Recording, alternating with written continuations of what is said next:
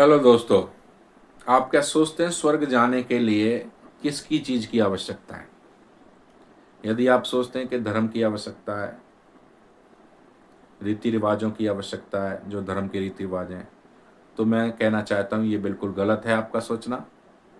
धर्म और धर्म के रीति रिवाज हमें स्वर्ग तक नहीं पहुंचा सकते, स्वर्ग में प्रवेश नहीं करा सकते।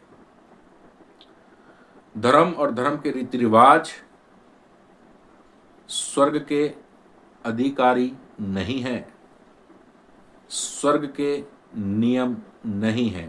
इसलिए धर्म और धर्म की रीति रिवाज स्वर्ग को गुलाम नहीं बना सकते कि उसके द्वारा ही तुम्हें जाना पड़ेगा, तुम्हें रखना पड़ेगा, जबरदस्ती रखो।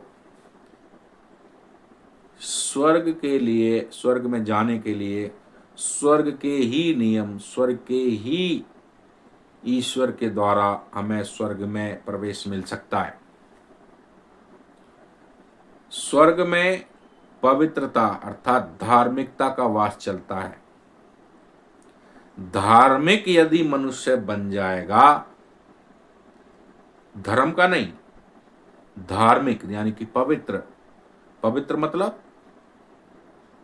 सिर मुड़ाने से, तिलक लगाने से या सफेद वस्त्र पहनने से, लंबी दाढ़ी रखने से क्या पवित्र बन जाएंगे?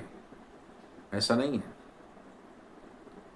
पाप को क्षमा होने से ही मनुष्य पवित्र बनता है।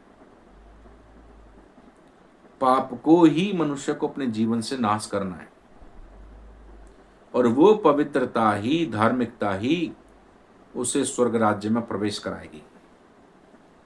इसलिए मनुष्य को धर्म और उसके रीति रिवाज की जरूरत नहीं है। पाप क्षमा और धार्मिकता, पवित्रता की आवश्यकता है कि उसके द्वारा मैं स्वर्ग राज्य में क्या कर जाऊं? प्रवेश कर जाऊं। अब आप बोलेंगे क्या स्वर्ग का पाठ पढ़ा रहा भाई? नरक है, स्वर्ग है, स्वर्ग है, नरक है, मृत्यु है, जीवन है, जीवन है, मृत्यु है, दिन है, रात है, रात है, दिन है। कोई अछूत नहीं रहेगा इससे। दिन और रात से नहीं रह रहे, मृत्यु और जीवन से भी नहीं रह रहे, नरक और स्वर्ग से भी नहीं रहोगे। ये फ्यूचर है। फ्यूचर की बात पर ध्यान ज़्यादा दीजिए। धन्यवाद।